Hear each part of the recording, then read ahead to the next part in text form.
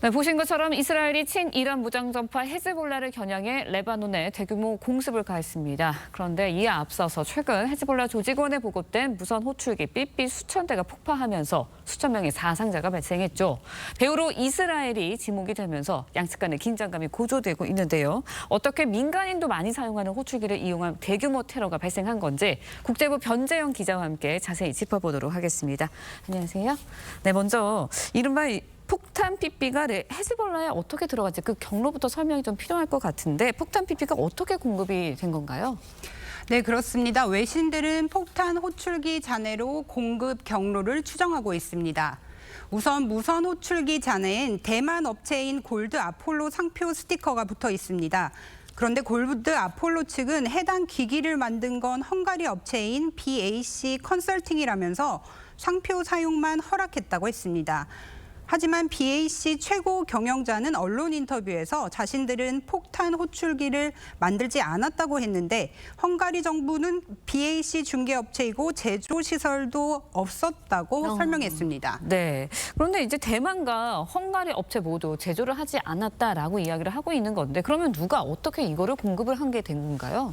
네, 가장 강력한 배후로는 이스라엘 정보기관이 꼽히는데요. 배후에 이스라엘이 있다고 가정하면 두 가지 가능성이 나옵니다. 네. 먼저 레바논 헤즈볼라가 무선 호출기를 제조사에서 구매하는 과정부터 이스라엘이 개입해 폭탄을 설치했을 수 있습니다. 유통에는 3, 4개월이 걸리는데 그 사이 이스라엘 정보기관이 휴대전화를 가져가서 폭발물을 설치했을 거란 겁니다. 또 하나는 아예 이스라엘이 외국에 유령 공장을 세우고 레바논에 수출할 호출기를 직접 생산했을 수도 있습니다. 네. 모사드 같은 이스라엘 정보기관이 정체를 숨긴 유령 회사를 세우고 위장 사업을 하면서 시기를 노렸다는 분석입니다. 네, 그러니까 정리를 해보면 이스라엘이 직접 제조 공장까지 유령 회사까지 만들어서 헤즈볼라에 호출기를 공급했다 이렇게 되는 건데 이게 어떻게 가능한 건가요? 네, 미국 뉴욕타임스는 정보 당국자들을 인용해서 대만 상표 호출기를 위탁 생산한 헝가리 회사는 이스라엘 정보 당국의 신분을 가리기 위한 위장 회사라고 보도했습니다. 모사드 요원들이 직원으로 위장해서 실제 고객을 상대로 호출기 판매를 해왔고 2022년부터 레바논 수출도 시작했던 겁니다.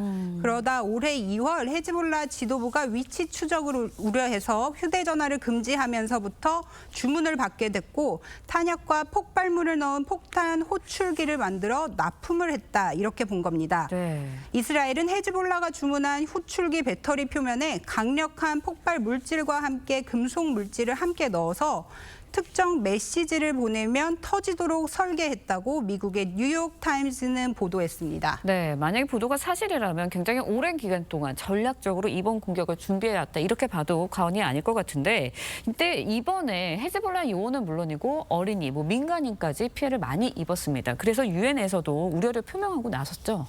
네, 그렇습니다. 이번 호출기는 헤즈볼라뿐 아니라 민간인들도 많이 사용하는 제품이라 우려스럽습니다. يعني الأجهزة سواء البارحة البيجر أو الأجهزة اللاسلكية اليوم هي موجودة بيد وحدات إدارية ذات طابع لوجستي أو خدماتي وهذا بالتأكيد له تداعيات إنسانية أخلاقية وبالتأكيد يعني الموضوع العسكري يعني موضوع مختلف تماما. 네, 안토니오 구테우스 유엔 사무총장도 민간용 물건을 무기화해서는 안 된다고 강조했습니다. 유엔 안보리도 이번 사건과 관련해 오늘 긴급 회의를 열기로 했습니다. 네, 배후로 지목된 이스라엘이 뚜렷한 입장을 밝히지 않으면서 아직 배후가 드러나진 않은 상황입니다. 하지만 이번 호출기 테러로 이스라엘과 헤즈볼라 사이의 전면전 우려까지 고조되고 있는데요. 가자지구 전쟁이 새로운 국면을 맞지 않았나 이런 생각이 듭니다. 지금까지 국제부 변재영 기자과 이야기 나눠봤습니다. 오늘 말씀 고맙습니다.